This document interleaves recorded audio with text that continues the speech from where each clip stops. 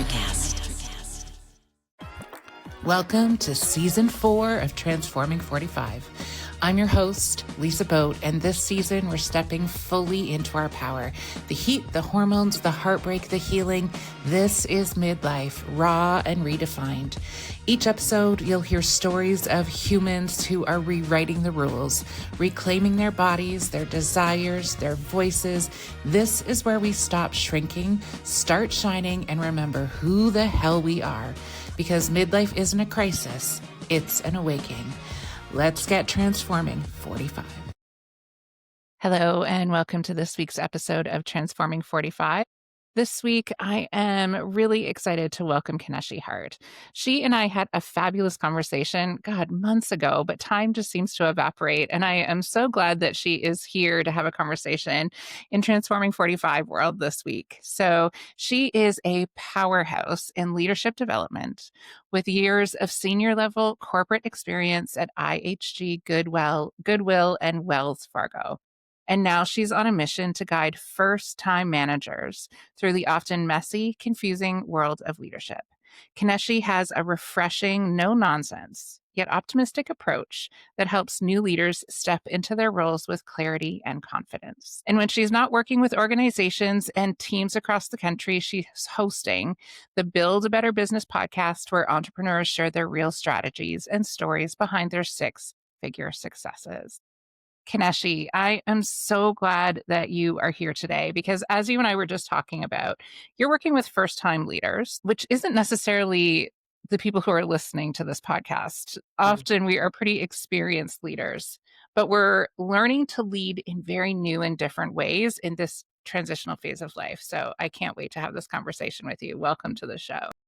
Thank you. I am delighted to see you again, Lisa, because the conversation we had when you were on my podcast was amazing. And I'm excited to be here today. So thank you. Yeah. All right. We are going to start at the beginning. Who are you and how did life introduce you to this version? Well, the who are you part, gosh, I think no matter how many times I get asked that question, like it's always, how do you qualify that?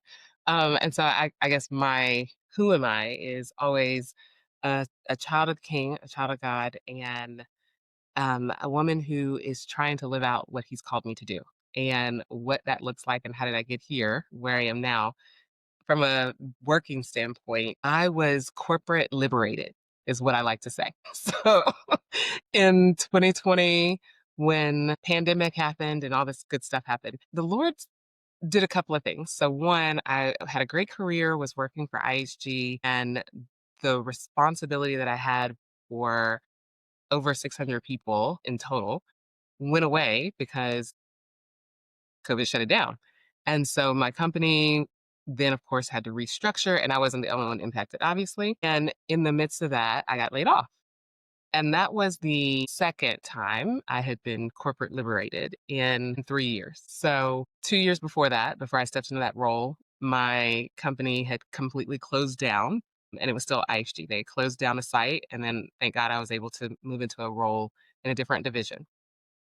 Then 2.5 years later, that gets shut down because of COVID. And so, Lisa, looking back, I say, God had figured out that I had made my work an idol and not him. And so he was like, so we were going to move that out of your life. So I was like, okay. So then I went and got my real estate license and thought I would serve and sell people, and figured out I don't want to do that. People, no, absolutely not. I would like to invest. People are great. People buying houses, not a great combination for me. So then I went back to work. For anyone, I would Or anyone. venture. You know Having this. recently been through the real estate world, bless you people who are in that work. She's like, I know firsthand. Yeah, it's an interesting thing. So then I went back to work because I got an email out of the blue. I decided, okay, I'll go back to work. And somebody reached out to me. I was crazy enough to say, yes, I'll work for you. That was a bad idea because they were definitely unethical. And I was like, I'm not doing this. So they were like, we can't continue to keep you. That's fair. We should part ways. And so that was my third liberation from corporate in 5 years. So I finally got the message. God was like, I've told you, I have other stuff for you to do, and I need you to focus on this.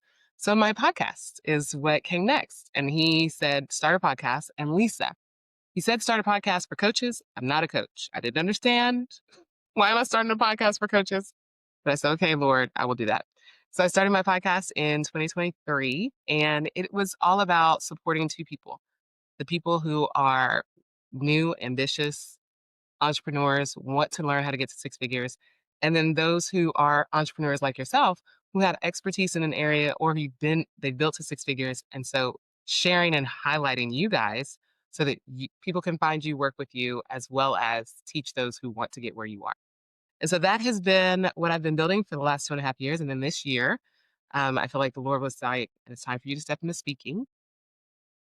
I've started this year with leadership. And so as you talked about, right, your audience, seasoned leaders, but there's a self-leadership aspect that comes with that. And that's part of teaching first-time managers how to become leaders, because there's a distinction between a manager and a leader. And there's a massive distinction, like you said, between an individual contributor who is high performing, rocking it out in what they're doing, who now gets put into a position where we want you to continue to be great while you support other people, and they don't have any idea how to do that. And when they don't, do you know that 60% of new managers fail within their first 2 years? Did you know that? I did know that actually. Um, Crazy. Yeah, because in my education world, for the last decade of my career, I was at the board level. So providing professional development and creating community. I oversaw a team of people who were working to develop systems for how we support kiddos who speak multiple languages. So I did lots of work in leadership development. And yeah, it's fascinating and the different reasons why Mm, fail, yes. right? Also is really interesting. It's kind of like these two scenarios where there's one, the person that you're talking about, the really high level performer who has those skills, but no idea how to support other people or the people who just kind of slide by. It's the what is it called? The mediocrity myth in leadership, Mm, right? Have you I've heard not about heard this. that? What is this? Yeah, it's really interesting that people who are mediocre, they never rock the boat, right? So they often rise because they're not doing anything that is seen as controversial or is challenging, and they're yes people. And so they rise into leadership, but are not leaders and start to spread that mediocrity through the organization. Oh my goodness, that's awful. Which is yeah, and really interesting when you look at education, when you Mm, look at government, when you look at healthcare, who are the people currently that are really rising? It's a really interesting perspective to look at organizations through. it's so funny you mentioned government. My best friend and I have I won't say completely, but largely opposing thoughts when it comes to government. And I'm a capitalist fan. Oh my goodness. And I think government, leave the capitalist world alone, because in the US, I know you're in Canada, but in the Mhm. US, our government doesn't run business well. Like there's so much red tape, there's so much clog in what we do, there's so much waste. I'm like, let private sector do private sector, because they know how to do it well. Because in private sector, if you don't perform, you get moved out. In the government sector, in the US previously, you could sit in a position in your mediocrity forever. And it's just not beneficial.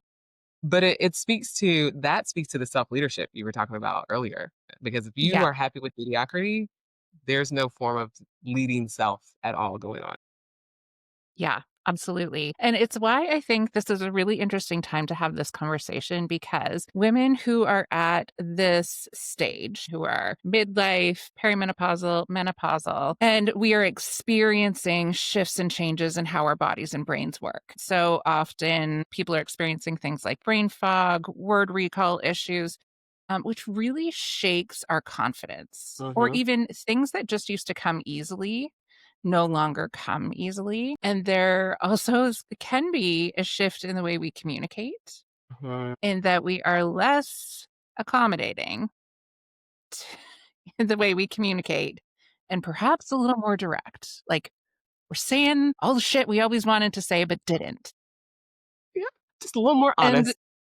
Much more honest. And so it can result in a number of different things. So I have had people say to me, my supervisor has said I need to start producing the way I was producing, or they're going to let me go. Or we are moved into roles where we are less visible. And it's really challenging. So, again, like you, this is a statistic I state all the time, but 1 in 10 women are leaving the workforce at the peak of their career because of unsupported menopause and perimenopause symptoms. It's a And lot. that's like, it's a lot. It's a lot. And when you think about the skills that women at this age have, the institutional knowledge they have, the relationships they have built, the skill and knowledge in whatever their expertise area is, we have very wise humans who are being moved out of places where they could be incredibly beneficial to their Mhm, organizations.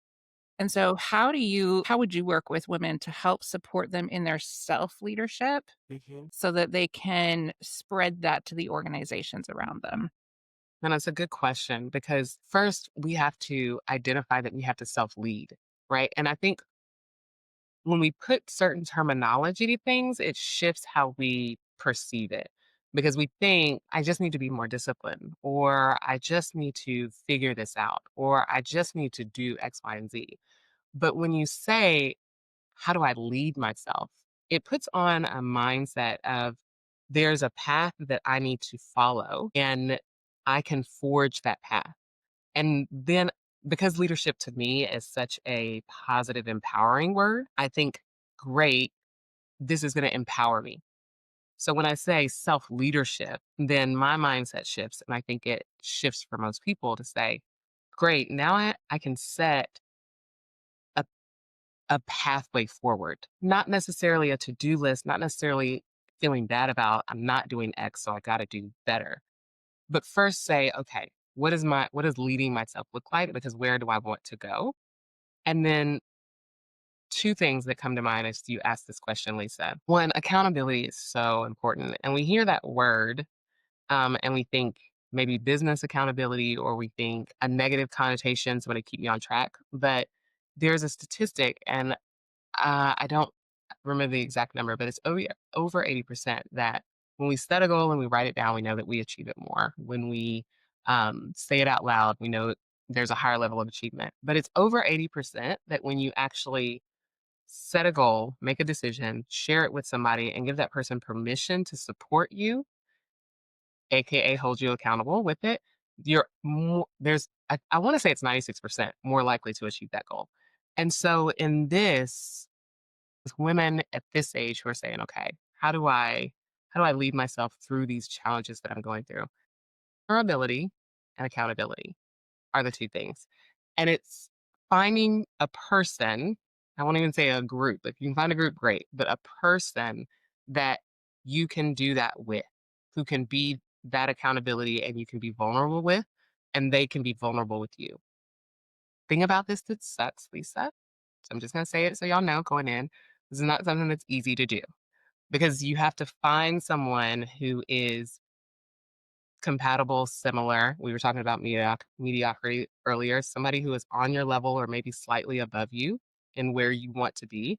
Uh, right. And so for them, you're slightly above them in a place where they want to go. They're slightly above you in a place where you want to go. And finding that person is hard. It takes time and it sucks because you want it immediately. But the benefit of it is so powerful. And so when you do that, you have support, you have accountability, you create a new relationship. We know we're relationship people.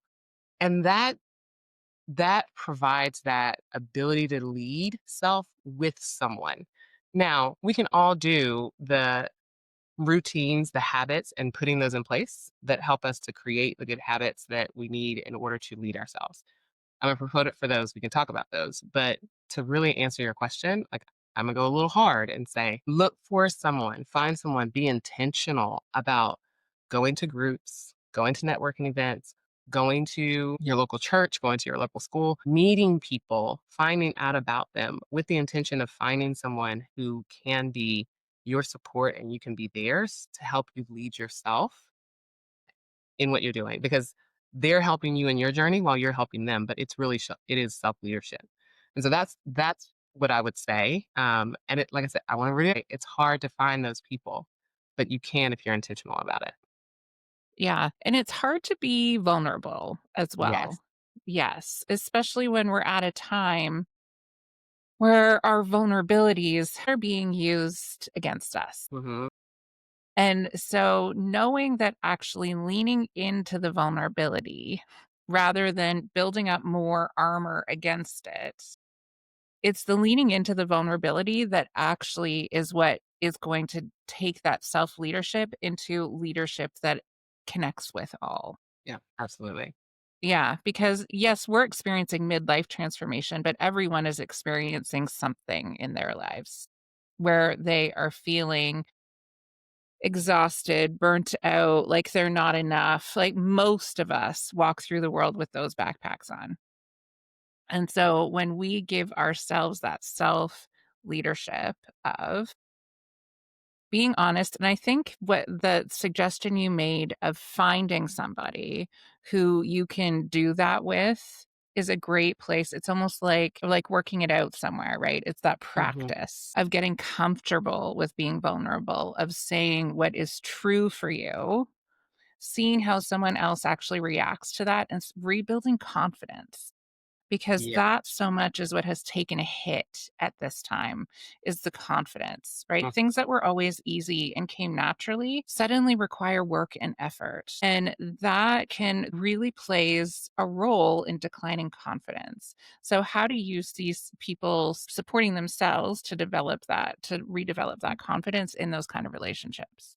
Yeah, it's a good call out because we have a version of ourselves that was at a certain level that we perceived previously. And now as we change, as life change is happening, and that's no longer the case, or other things have happened in life. Now we think, I'm not as, we're looking at it as we are enough as we are. And we're growing, right? So having a growth mindset, a learning from mindset versus a wish I was mindset, right? I wish I was this. I wish I was that versus what am I learning now? How am I being strong in what I'm going through now? Who couldn't handle what I'm going through now that I am handling, right? That so I want you guys listening to have that badge of honor. We won't talk about the men in a way that they don't have struggles, but they don't deal with what we deal with going through perimenopause, menopause, those hormonal changes. They have their own stuff, but having yours, like they're not dealing with that and still showing up every single day as you do. Younger individuals not dealing with showing up every day as you do. And so I think appreciating that about yourself, recognizing it so important. And this is sort of an answer to your question, Lisa. I had a guest on my podcast years ago, and she said this and she challenged people to do this. And I love it. In the next 24 hours, just take 10 minutes, 20 minutes. And I want you to write down in the last 3 months, 20 things that you've done that you are proud of. My best friend and I challenged her to do this, and she struggled with it. I did too. I got to probably 14 and I was like, but it's not achievements as we think of them. It's, did you say a kind word to your husband in the last Right. 4 days, right? As you're talking Yeah. about direct communication. Was I kind in this situation when I could have taken somebody's head off? Be proud, write it down, right? Did I correct my child when they lost their mind? Be proud, write it down. Did I say no to that assignment that my boss thought that they were going to fob off on me? Be proud, write it down. What are those achievements? And then there could be the typical achievements, right? Like you did great on this project at work or but write down in personal and professional 20 things that you've done in the last 3 months that you're proud of because we don't remind ourselves enough that we are living life. So if you're still living and you're still on the earth and you're still breathing, you're doing good. And we need to remember that. Yeah, I had tingles all over my body when you talked about saying no to something and writing that down as something that you are proud of because that is such a mind shift. Mm, Right? When you first said write down 20 things you're proud of from the last 3 months, immediately mind goes to accomplishments. right? What are the big things that, and I was like, gosh, 20 in 3 months, that's a lot. But when you frame it in that way of when did I check in on my nervous system? Listen to what my body is telling me and actually respond to it instead of telling it to be quiet, Mhm. right? That is something huge and yes, to be proud of. Yeah, when did I say no to something that I knew was not going to be in my best interest? Shifting the emotion to pride from shame, Yes, that is that's huge. And then being able to model that for the people around you, that is true leadership that I think is really exciting. absolutely. Because when you start to live your values, when your decisions reflect the things that you say you actually value, that's something to be proud of. And it sends a communication to all those people around you. It teaches people how to treat you and you how to treat them based on your values. And that is leadership. That's self leadership, right? And it's so vital and it's a test. So one, I would say, so now I'm giving y'all a couple of pieces of homework. So the other thing I would challenge you to do is write down your top 5 values in your life. Again, it's one of those questions when you asked me at the beginning, "Who are you?" And I said, "Every time I hear that question, you would think by now I would get it. I'm over 40. It's been asked this question since I was 20, at least, I'm sure. I should have an immediate answer, but still, it evolves. We think this is the same way. We think we know our values. We think, oh, I know what's important to me. And I didn't say priorities, right? Like God, family, career, that's priority order for me. These are values: integrity, honesty, kindness, faith, courage. What are your values? Write down those 5, the top 5.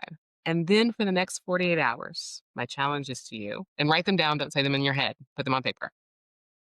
My challenge to you is for the next 48 hours, identify every decision you make based on those values.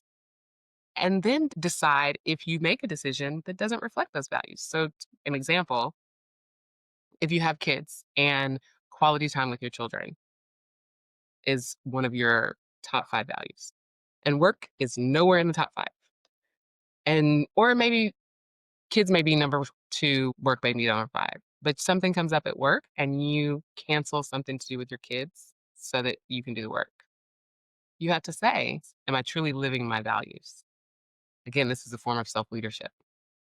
And it by doing that, by testing that and seeing it through the lens of the decisions you make based on your values, you get to identify, am I truly showing up for me? Am I truly following my own ideas, my values, how I want to lead? Am I truly following myself the way I want to? And if not, where do I need to make shifts? Where do I need to do boundaries? Where do I need to have conversations with people about what I will do and what I won't do? And this doesn't happen overnight, right? So it's not like you're going to get to the end of the 48 hours and have like 17 come to Jesus meetings with people. Like, you got to process, you got to plan, you got to have these, right? But to your point, like just saying no to something that doesn't serve you well, that is something to be proud of.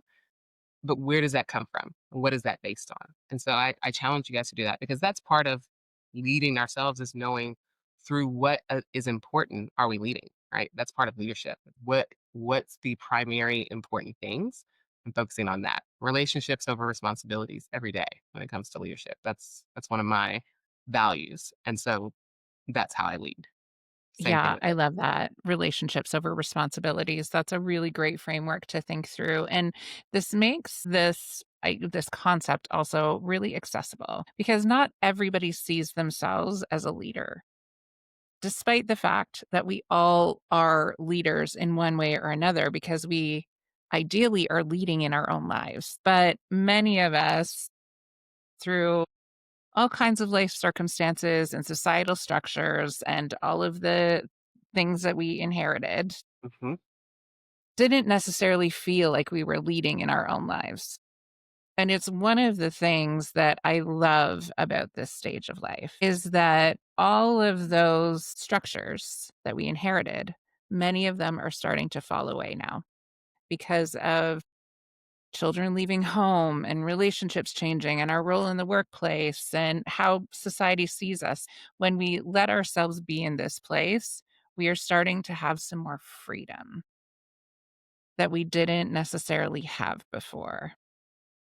And so taking this time to sit with self and get clear on what are my values at this stage because they might be very different Hmm. from what they were 20 years ago. That's okay. We've lived a lot of life since then. And so to be able to sit with self and get quiet, because sometimes people will ask me, like, how do I know what my values are? Like, how do I figure that out? And part of it is just giving yourself some time to sit in silence and ask yourself that question and what words come to the surface. So, what process do you use when you are developing your values? And just before you answer that question, the other thing I wanted to say was I think it's really important that we always sit in a space of curiosity when someone asks us, who am I?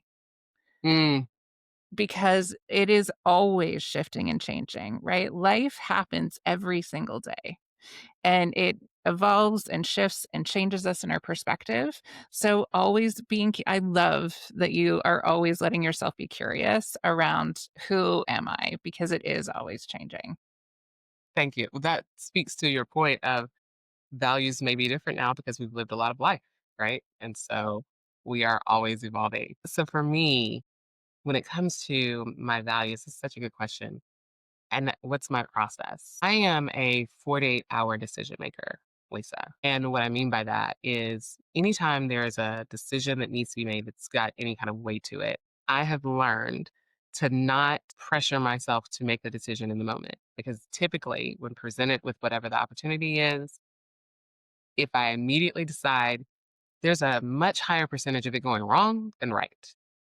So I allow 48 hours for life to be happening and then for the answer to come. And thank God that has served me well.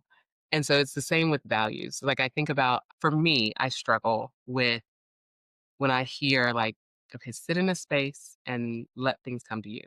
I struggle with that because I put pressure on myself to say, okay, in this 45 minutes that I have designated for this to happen, I need to come away with all answers and it needs to be 100% right. Because I have, I've never looked this up, but I guess A type personality is what they call it. That sounds familiar to me. Does it? Thank you. Okay. Now, Mhm. I knew I wasn't alone in the world, but you got to meet you. As I said earlier, you got to find your people. And Mhm. it takes Yeah, some absolutely. vulnerability in order to, if I had not said that, Lisa couldn't have echoed, we wouldn't know we're together in this. Y'all gotta do the same. And so I've learned, okay, no, when I'm putting revisiting my values or when I'm having that time to say, what's important in life right now? What do I primarily need to be focusing on? To give myself space that it can change in the in a week or 2 weeks, right? Like, yeah, I shouldn't be having the same exact conversation 6 months from now. But to give myself space that I'm thinking about it. I'm being intentional about it. I'm going to sit in pondering it now. Today, this could be during my early time in the morning when I have my time with God. But then it's okay if I don't get it right now and I write down what I have.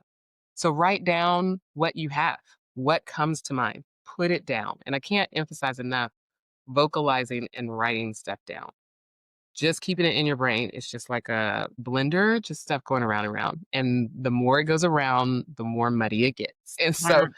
get it out of your head, say it vocally, write it down, and then revisit it in a day or 2. And then I say, "Okay, so this was important." Or I'll be doing something, right, that doesn't require a lot of mental capacity, and that will come to mind and the answer will come to mind. And then I write it down. We have so many available tools of immediate pen and paper, pick up the phone, make a voice recorder, send yourself a text, whatever you do, to record that note, and then again in my quiet time, I can go back and say, "Oh, when I was doing X, Y, and Z, this answer came to me. This clarity came to me." And so for me, that process is has taken pressure off of myself. And so I want to encourage you guys, if you all are like Lisa and I, where we're like, this time has been designated, it needs to be done right now. For you of that, speaking of, she talked about freedom earlier. and to give yourself space to allow things to come to you and to massage the process. And then, in a week or so, you may have a starting process. And then you test it. I test it. Am I true to this over the next month? Does this align with what I'm doing and am I aligning with it? And then if not, I need to I reevaluate. And I talk about self-leadership. I'm not always disciplined about this. There are right?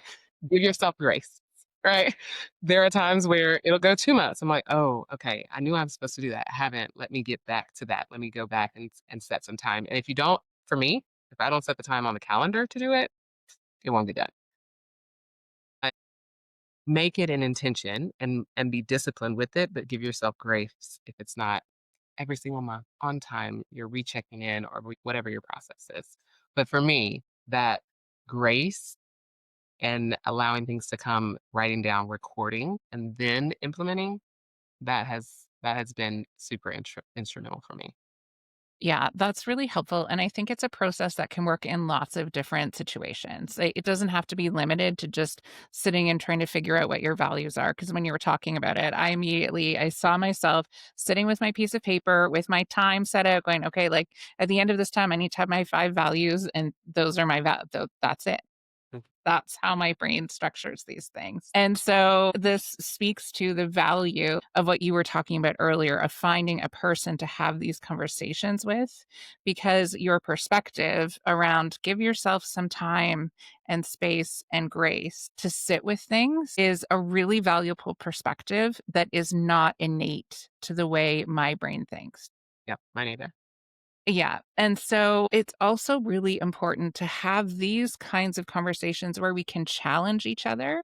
Because one of the things I find really frustrating at this stage is when people say, well, that's just how I am. This is how I Mm, was. This is just the way I am. That's a choice. It's a choice to live in, well, this is just how I am. If it's a way that you are that works for you and you feel really good about, oh, like, cool. That also is your choice.